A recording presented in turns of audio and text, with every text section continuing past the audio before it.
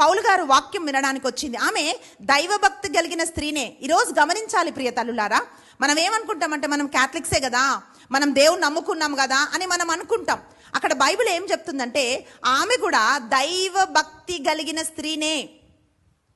కానీ ప్రభు ఆ రోజు లిదియా హృదయాన్ని తెరిచాడంట.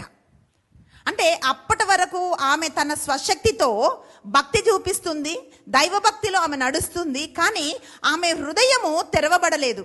కానీ ఎప్పుడైతే ఈ లిదియా హృదయము తెరవబడ్డదో ప్రిలరా, వాక్యం అంటుంది ఆమె ద్వారా ఆమె కుటుంబాన్ని అంతటికి కూడా రక్షణ వచ్చిందంట. అప్పటి వరకు మనము అక్కడ వచనాల్లో చూడలేదు లిదియా కుటుంబానికి రక్షణ వచ్చిందని. కానీ లిదియా హృదయం తెరవబడ్డప్పుడు లిదియా ద్వారా, అంటే ఆమె ఒక ద్వారం తెరిసింది ప్రభువుకి తన హృదయంలో. అయితే ఆ ద్వారము తన కుటుంబంలో తెరవబడ్డది, ఆ ద్వారము తన బిడ్డల జీవితంలో తెరవబడ్డది. ఆ కుటుంబమే ఒక దేవుని ఆలయంలాగా మారిపోయింది.